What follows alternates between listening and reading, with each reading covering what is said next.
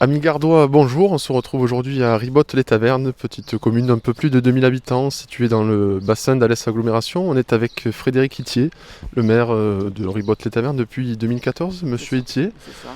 vous êtes à la fois maire de cette commune, on l'a dit, et également professeur des écoles. Comment Oui. cette pandémie qui sévit depuis plus d'un an vous a impacté, j'imagine, doublement dans vos deux fonctions? Comment vous avez dû réagir, vous adapter? Bonjour. C'est compliqué là. Je viens d'apprendre qu'il y a une troisième classe qu'on ferme parce que donc il y a encore un cas de Covid. On essaie de s'adapter. Les employés ont refait les emplois du temps chaque fois pour essayer de mieux organiser le service cantine, le service de nettoyage. Mais bon, on va s'adapter. C'est vrai qu'en étant maire et en étant professeur des écoles, vous êtes un peu la personne ressource en termes de réception des doléances, que ce soit de vos administrés, des parents. Voilà, mais comment vous jugez cet impact, notamment psychologique, de la pandémie? C'est difficile, les gens en ont marre, je reconnais qu'ils ont peur, bon, d'un autre côté, ils comprennent.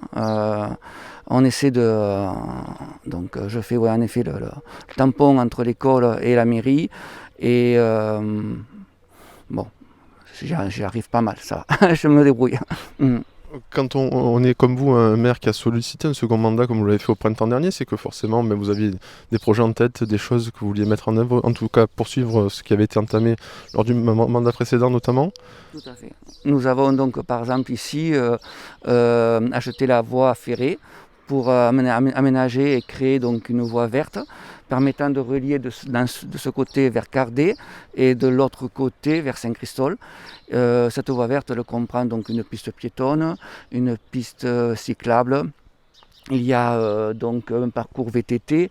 Plus tard, donc au mois de mai, on va rallonger cette voie verte. Il va y avoir donc un parcours de santé du côté de Cardet. Et c'est un endroit agréable parce qu'il y a donc un pont où on va traverser le Gardon. Voilà, ce sera un chouette endroit. Oui, cette année 2021 va être aussi marquée par un autre projet. À quelques encablures, je vois que la cave coopérative va être détruite pour, je crois, accueillir des logements à bas loyer, on va dire. Voilà, un loyer modéré, en effet. Les logis Venol donc, vont raser la cave coopérative. Je vais passer chez le notaire donc, au mois de mai là, pour ça.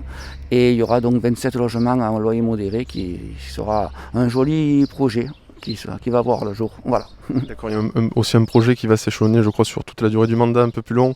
C'est ce projet de cœur de village pour essayer de rattacher les deux entités, à la fois Ribotte et les tavernes, c'est C'est ça? ça, parce qu'en fait, Ribotte et Taverne, il y a une spécificité, c'est deux villages dans la même commune. Et notre projet qu'on a étudié depuis longtemps, donc, c'est de relier ces deux villages en créant un cœur de ville. Dans ce cœur de ville, il y aura une zone d'équipement sportif avec un stade de foot, un club de tennis, un boulodrome. Et ensuite, on déplacera la mairie et la médiathèque. Et puis d'autres bâtiments qui vont donc créer un vrai cœur de ville autour du foyer et de l'école.